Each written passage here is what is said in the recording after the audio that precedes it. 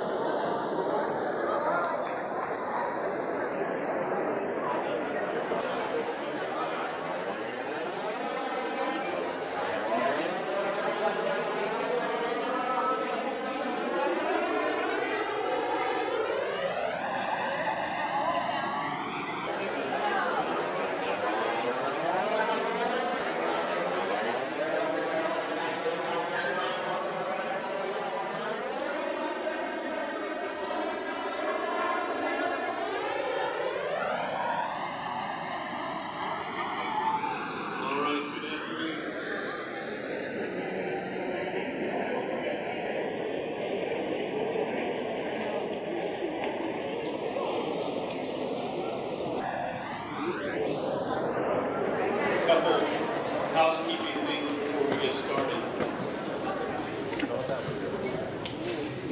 So many of you, when you came in, you have your phones on you. Please put your phones away in your pocket. It should not be out.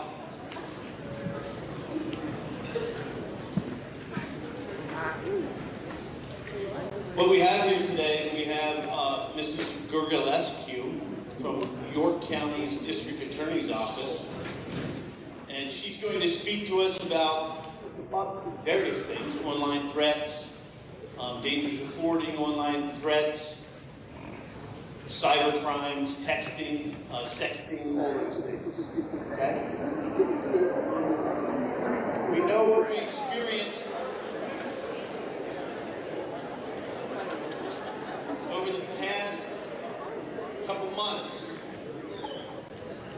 Last month, there were some nationwide online threats about bombs and things of that nature. And it gets out there on social media, and then people forward it. Before you know it, it creates hysteria. And various school districts around Pennsylvania, York County, nationwide. And that's one of the things that obviously we want to speak about here today. So please, join me in welcoming Mrs. Gurgulescu, District Attorney's Office. Thank you.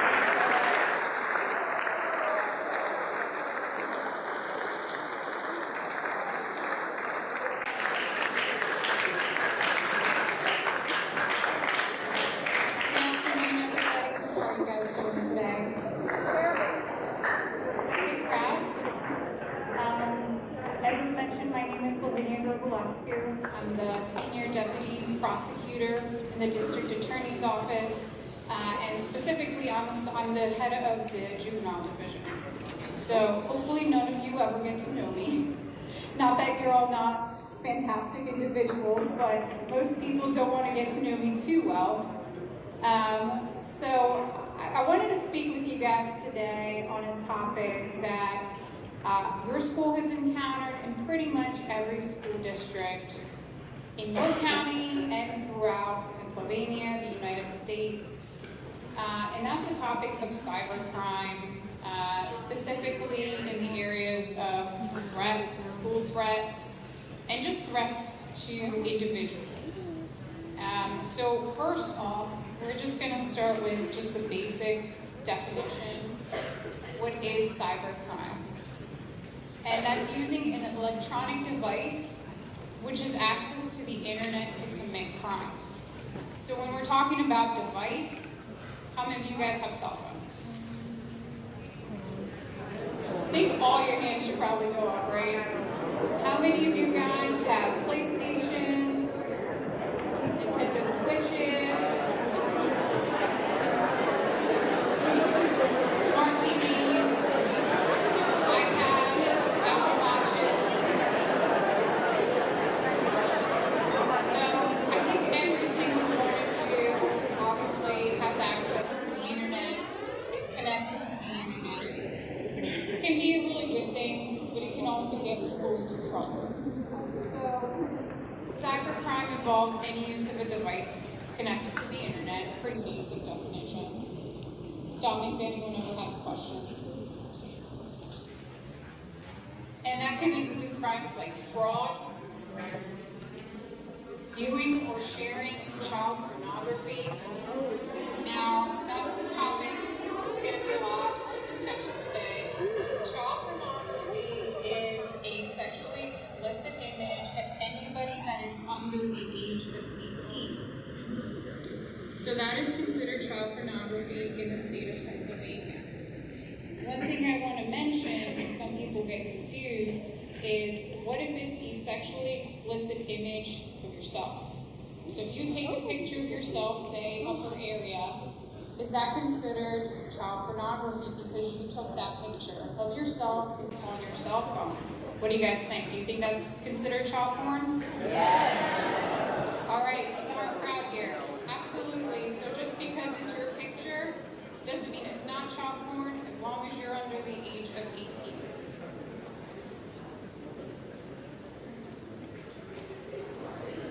Other types of crimes, making terroristic threats, including bomb threats, school threats, threatening another person. So I know that sounds weird because you think terroristic threats. You know, you're thinking 9/11, Osama bin Laden, those kind of terroristic threats. That's actually not what the crime is in Pennsylvania. So anytime you make any type of threat to incite violence, create terror, that is considered terroristic threats. Stealing somebody's identity, that can include impersonating somebody else, or using their, let's say, credit card or other information online. And much, much more. To mention the devices of the internet,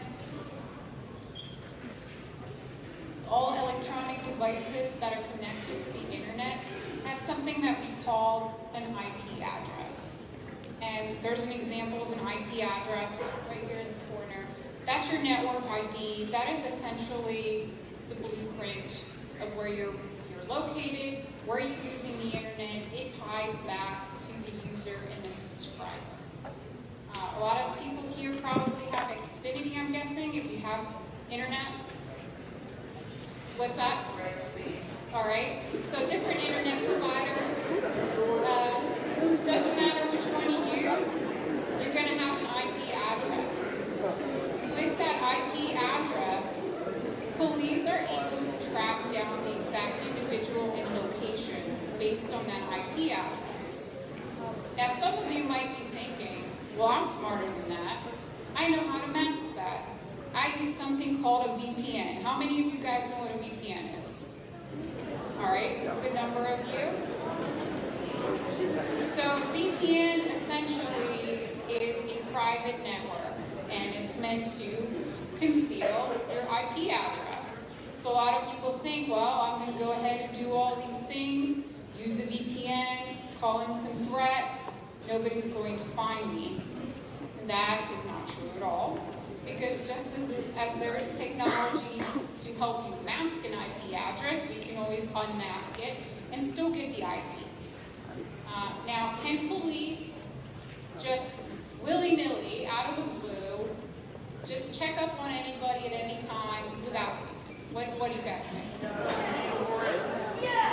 Okay. So the people that said no, you're correct. So we're, as much as some people think, we're not a big brother state, right? So in order for police to be able to get, let's say, access to Xfinity records, they need to get a search warrant from a judge to be able to get that subscriber information and link the IP address. And they can't do that without something called probable cause. Now, probable cause means that the crime has been committed, and more than likely or not, it points to a certain individual. So without them actually having some kind of reason, suspicion, they're not going to just blanket for no reason start tracking people, right? So there's got to be some kind of indication that there's a crime here, and more than likely it could be this individual, or we need this information to locate a certain individual.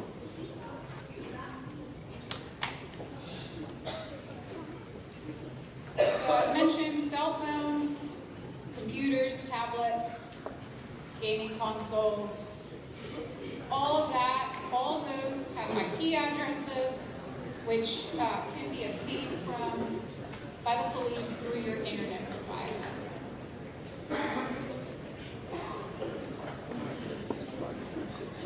And how many of you guys use Facebook, Instagram, Snapchat, X, all of that? I think everybody's hand should be going up, right? You all use it. Come on.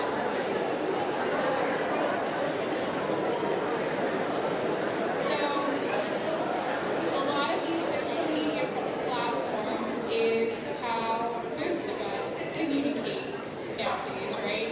There's messaging on Facebook. I don't think you guys use Facebook too much anymore, is that right? That's probably more so my generation. But like Instagram, Snapchat, X, all of that, Discord, how many of you guys use Discord? Right. So all of these platforms, you can share information, you can chat, you can pretty much do whatever. And there's a lot of things that get passed around through the social media that would get you in trouble, raise to the level of a crime, and again, all information that we can track if we have a search warrant.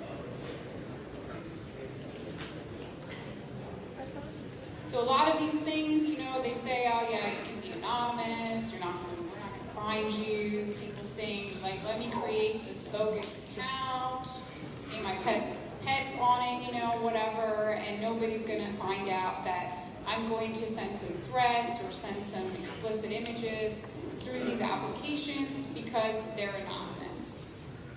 Do you guys really think the internet is anonymous? No. So it's not. No surprise there. But we have ways where, again, we can track all of that. We can see your messages. We can see your photos and videos. We can see who your friends are. And we can see all of your subscriber information. That is not something that we like to do, again, without reason. But if there's a crime that potentially was committed, we are able to access all of that information. So I know a lot of people have questions about Snapchat, right? Because the whole thing with Snapchat is it goes away, you can't find it, we can still find it. Again, we need to have probable cause to be able to get into that information, and we're not going to do it just because I'm really bored at work and today I'm really interested in to see what Jane Doe's messages are about. No, we don't do that. We don't have time for that. We're only going to pull things when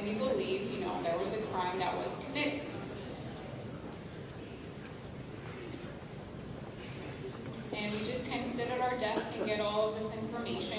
Most of the times the way that it comes to me in the district attorney's office is a detective, and Detective Giffard was unable to be here for the afternoon session. He was here in the morning, but somebody like Detective Giffard will call me, and he'll have already pretty much most of the investigation done, and I'll review whatever it is and make a decision on whether or not we feel that charges are warranted.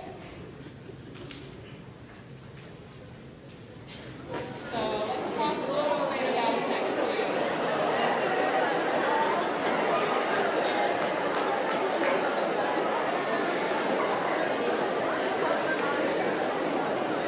I think everybody in here probably knows what it is. But for those that maybe live under a rock or just, I don't know,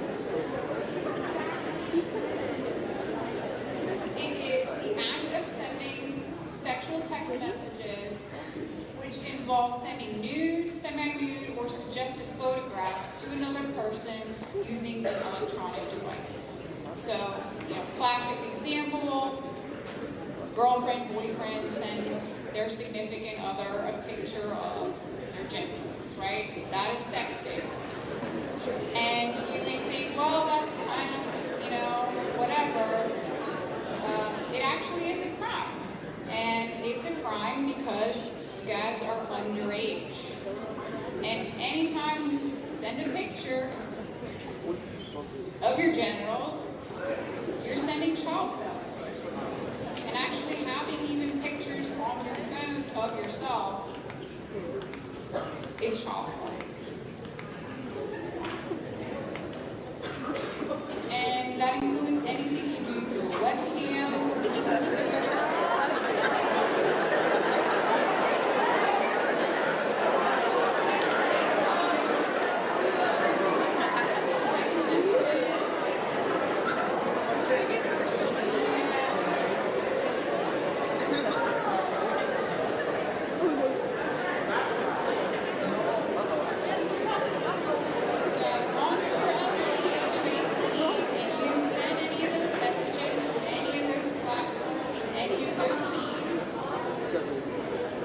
You're sending child porn, and you're in possession of child porn.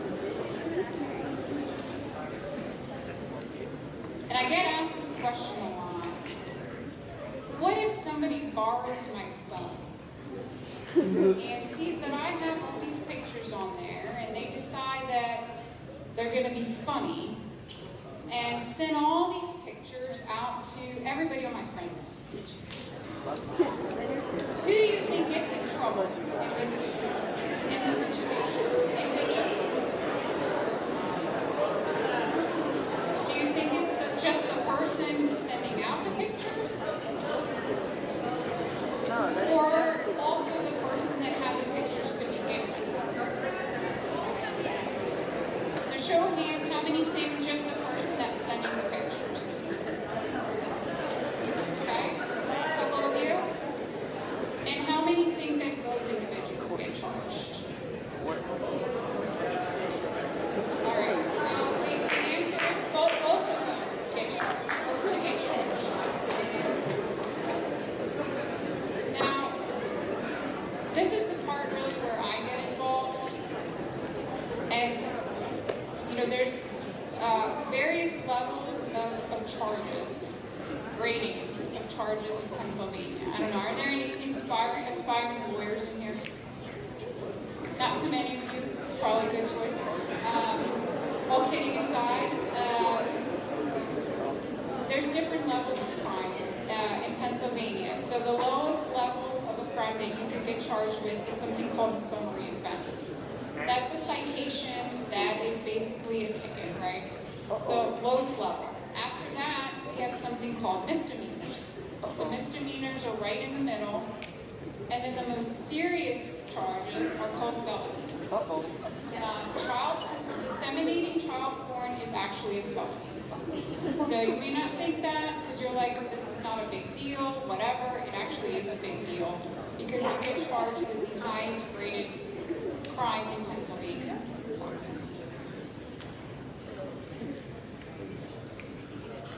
Now, some people in this case, you would say that the person whose intimate images were sent out, they would be considered a victim, and that's absolutely correct. The one thing I will say though, if there's one takeaway that you get from today is the internet is forever. Wow. So just because somebody sends a picture, deletes it off of Snap, asks their friends to delete it, it's still out there. Once it's on the internet, you don't know how many people have passed it around. It gets uploaded to sites. It is there. It is very, very hard to get rid of it. However, there are some programs that do help people who are victims of this be able to try to get some of that deleted off the internet, but you would have to make a police report to do that. And that program is called the National Center for Missing and Exploited Children, the Take It Down program. Before I play the little video about that, one question I wanted to ask you guys. So what happens if you guys are in a group chat and all of a sudden somebody sends everybody in the group chat a picture of their genitals, right? Nobody asks for that stuff, but there's always that one person who's gonna do that.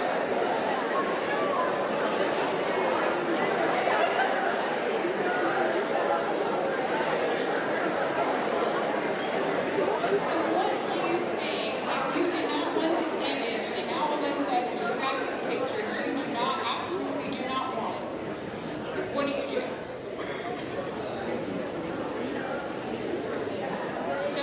First thing that you definitely don't do is do not send it to anybody else. Because the minute you decide to share it with someone else, you are disseminating, transmitting child porn. So this happens to you and you did not want this picture,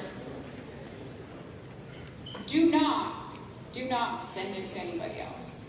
Do not send it to your friend and be like, look what somebody else in this group chat just sent me.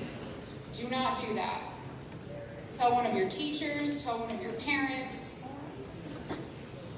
Have them let the police know so they can investigate it and they can clear it off your phone. And more than likely, you will not get charged for doing that at that point. Now, if you save the picture for later, just in case, because, maybe you're going to get mad at this person next week, and, you want to hang on to that for a little bit of, whatever, ammo against it or something. The minute you save that picture onto your device, you are now in possession of child porn. You have willfully saved that image. And now you can be charged. So, best thing to do is to do nothing but to tell a teacher, a parent, call the police, whatever, so that they can investigate it and then they can take it off your devices. And if that happens to, again, somebody where they're a victim and their nudes are all over the internet, this program can, help you to try to take it down. Again, you can't 100% get rid of it, but they are trained enough to know how to get rid of a good chunk of it. And that was Detective Gepard's contact information. And the other thing that I want to kind of talk to you guys again about is the terrorist threats, right? I think you've all probably, if you've been on social media, are aware of, kind of created threats that are shared and reshared. You guys know what I'm talking about? I think it was just last month there was one going around. I believe it was referencing some school shootings that had just happened, and it was getting shared and shared. That created a lot of confusion. for a lot of people. And there were some kids in other schools that took this, generalized threat that was being copy and pasted and decided that they were going to customize it and put their own school district on it. And they thought, I really don't feel like going to school today, so I think I'm gonna, share it with some of my friends. And, teachers found out about it, and next thing you know, the school had to close, at least for the morning, till the police was able to investigate it and make sure that, it wasn't an active threat, that everything was safe. That created a lot and lots of anxiety for all of those peers. So that is about when I get involved, right? When school threats happen or we get word of sexting, the school notify police. Police will come in, do their investigation, get search warrants. We get information back from Facebook, Instagram, Snapchat, usually within a couple hours. Doesn't take long. It used to take a lot longer in the past, but now as technology evolves, we're able to get that pretty quickly. They were able to track down who it was, and that individual, for those school threats, because it created a delay in school, was charged with a felony terroristic threats. That individual was expelled, and they were also charged. So I don't want to say that to you guys to scare you, and I don't say that to try to be like the bad guy, but I want to make you all aware that these are some real consequences that can happen as a result of this stuff. It's not funny. It creates a lot of anxiety for your peers, and it has some real consequences. Now, how many of you guys have heard of something called juvenile probation? Juvie, right? Some of you. Hopefully not because you personally experienced it. But one of the questions that I get is, what happens? Am I going to go to jail? For the most part, juveniles do not go to jail in Pennsylvania. Now, there's some exceptions to that. Obviously, if there's a homicide or firearm is used, you can be charged as an adult. You won't get charged as an adult for a terroristic threat or for sexting, but you can get formal probation for that. Formal probation means that you have a juvenile probation officer basically tracking down in part of your life for a good period of time. You don't have access potentially to activities. You have to complete programs, community service, lots of different things depending.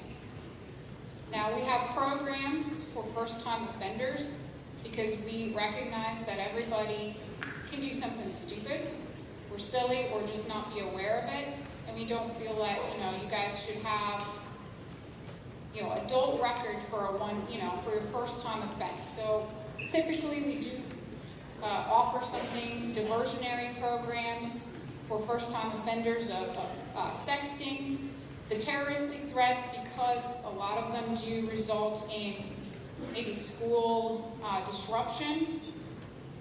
We usually put them on something called a consent decree, which means that you're on probation for 6 months. You would have to complete some programming, maybe work with a youth advocate, complete community service, attend classes through probation. If you complete that, then those charges can get expunged. And unfortunately, there's always that kid that is offered the consent decree that still doesn't take it seriously, doesn't do what they want to do. And that's at that point where we would escalate it to something called formal probation, and they would be adjudicated delinquent, so adjudicated delinquent youth. And that stays on your record. And I don't think that's something anybody in here wants. Very embarrassing thing to explain to an employer. look at your resume, everything looks great, and then they ask you, have you ever been charged with a crime? And you have to tell them, yeah, I had a terroristic threats. Now that sounds really bad, right? Sounds like you're, the next Osama bin Laden or something. And then you have to explain it away to them. Well, this is what I did when I was in 10th grade or whatever, and I didn't feel like going to school that day, and I thought it'd be funny if I said I'm going to shoot up the school. Well, again, that has very, very real consequences. And I think a lot of kids your age don't realize even that somebody that is a minor can be charged with a crime in Pennsylvania, which, as long as you're over 10 years old in Pennsylvania, you can get charged with a crime. The other thing that I want to touch base on when it comes to threats is a threat doesn't have to be something direct. It can be something indirect. Like, for example, somebody is mad at their friend or whatever, or somebody really is getting on their nerves that day, and they tell them they're upset, and they tell them, I'm going to kill you tomorrow. I'm gonna shoot you right there at the school, and somebody else hears that. Now that person who heard it wasn't the one who was, the target. They just happened to hear it. Doesn't matter whether or not you said it to that person, as long as it's an indirect threat, you can still get charged for it. So a lot of people think, well, how can I get charged with, saying I'm going to shoot at the school or killing someone when I did this not on school hours. I did this at home, I did it on the internet, outside of school, doesn't matter. It's still an indirect threat. Another question that I get a lot is about Apple devices. So there's this myth out there that if you have an Apple product, and how many of you guys have them, that somehow we can't get into anything Apple, right? That Apple doesn't share your information and all that. Well, I can tell you that that's not true. We have programs where we can get into somebody's phone without their passwords, Apple devices included, and it'll open up that phone and we will get into it. Another thing that I know a lot of you are going to care about, and I know your parents probably are too if they're paying your phone bill, is if you are found or suspected to have threatening messages on your phone, or you might have the child porn, or that was sent from your device, police can confiscate that device. They're going to take your phone and they're going to hold it in evidence. And you're not going to get that phone back until your case goes to court. And as you know anything, I don't know how many of you know, the court system isn't the fastest. So you're not going to have that phone until we go to court. So I know that probably means a lot to a lot of you guys, because your phone's like what, an extension of you? You can't live without your phones. So you're not going to have your phone. It's going to get taken away. And you're not going to get it back until the case is resolved, if charges are filed, until we go to court. And I get a lot of parents who call and they're upset whenever we take phones away, because they're usually still paying on the phone plans, even though we have the phone in evidence. And unfortunately, that's something you guys are going to have to deal with your parents. And then being very angry with you that you have no phone and we have your phone, but they're still paying for it. Any questions so far?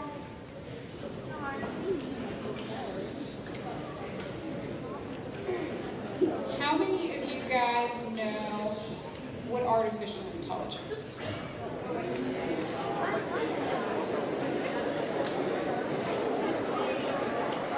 So artificial intelligence is, basically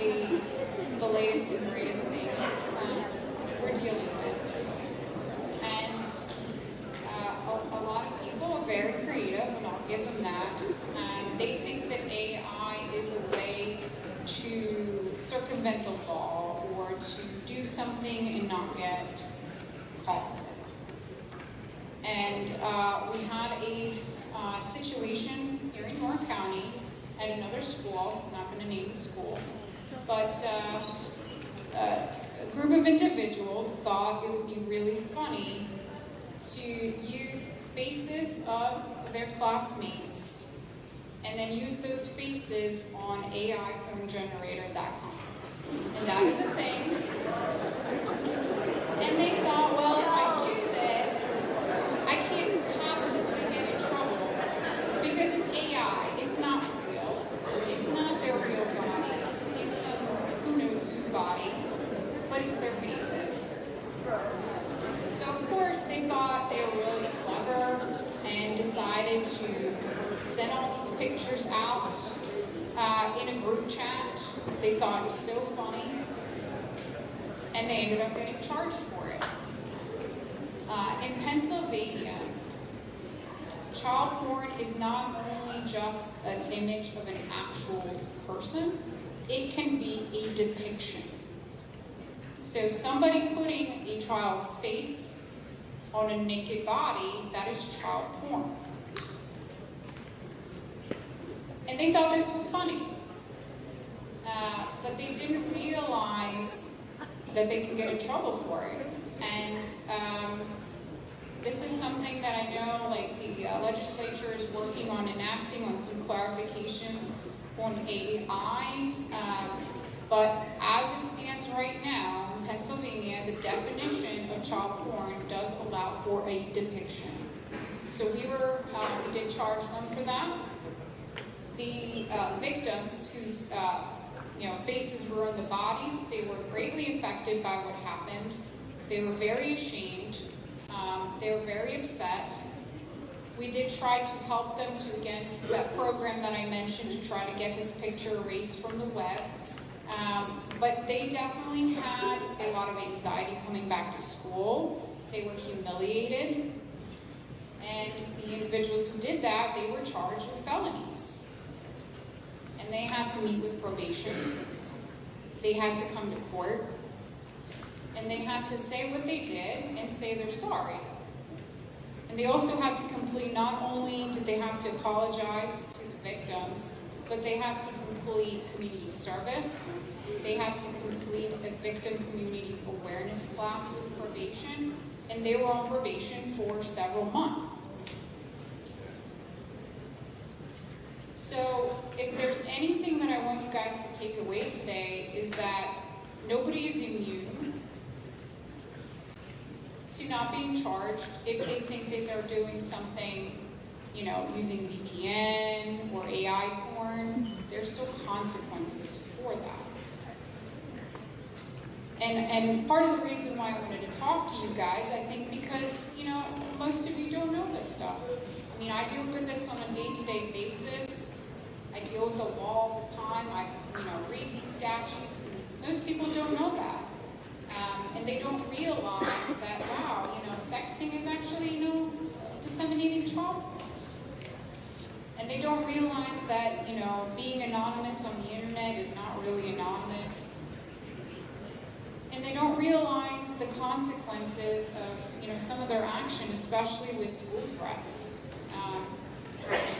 Unfortunately, we are at times where, you mentioned the word school threats, and that's going to create a lot of anxiety for everybody, from your peers, your teachers. Law enforcement has to respond right away and make sure that, we don't have an active shooter or bombs. And it creates a lot of disruption for everybody. So before you think, how can I get out of school today? Let me call in some bombs. Don't do it.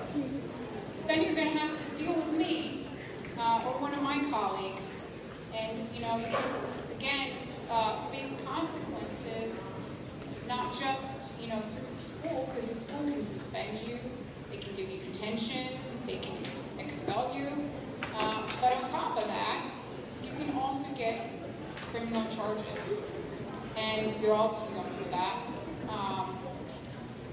And so I wanted to make you guys aware of that. And just take any questions that you guys had. Got to do better than the middle schoolers this morning. They had a lot of fantastic questions. So, anyone, anything else? Anything you want to ask? Any questions?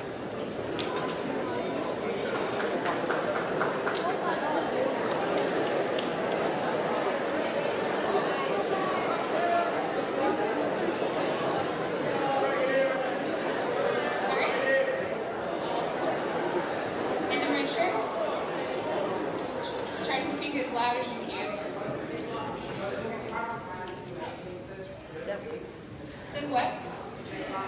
TikTok? Yes, TikTok does as well.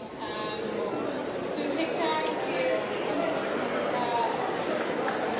just like Instagram, lives, and things like that. We're able to still serve them search warrants and get that information and be able to track it. I think there's probably a lot of maybe misinformation that because TikTok, I guess, is originally based in China, that they don't cooperate with the United States, but they actually have subsidiaries in other countries that do. So we are still able to get that. I would say that most of the cases that we get involve either Snapchat, text messages, or Instagram lives.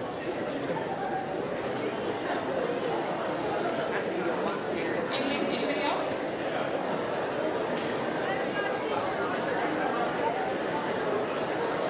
Middle back there? I just had a question. Could you speak to the costs related to it? So, like, if the terrorist threat and there's a financial obligation for, like, a police response, or if you could maybe speak to, like, potential legal fees that people would experience if they get wrapped up in something. Sure.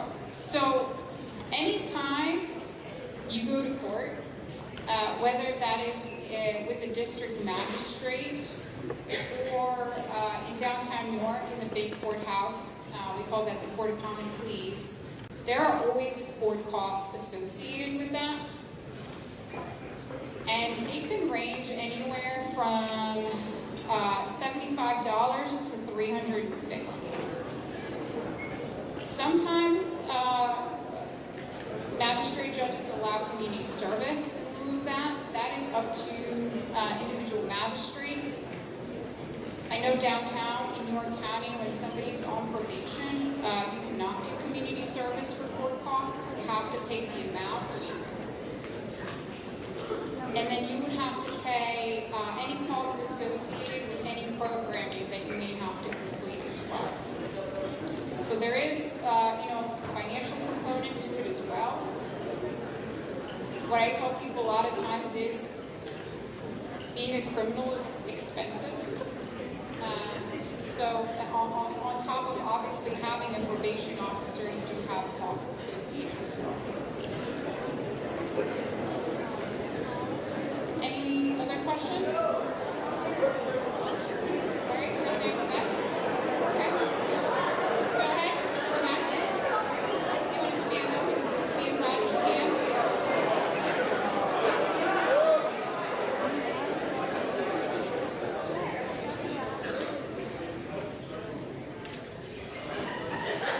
Sorry, I couldn't hear you. Say that again.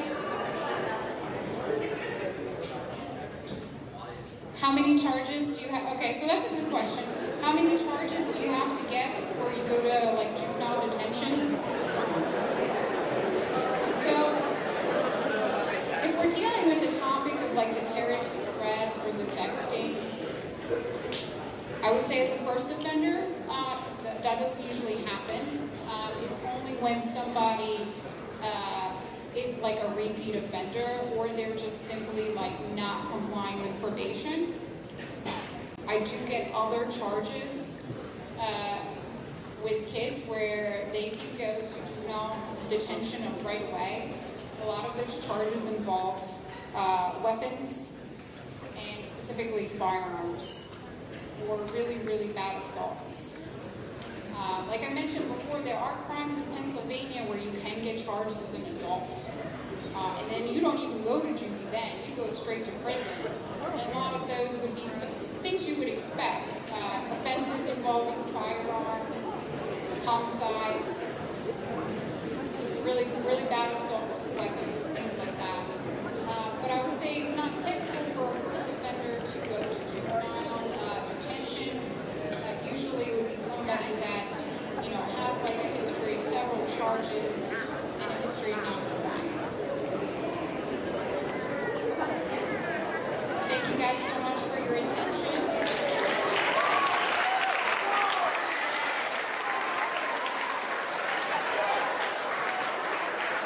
All right, move on. We're not dismissed yet.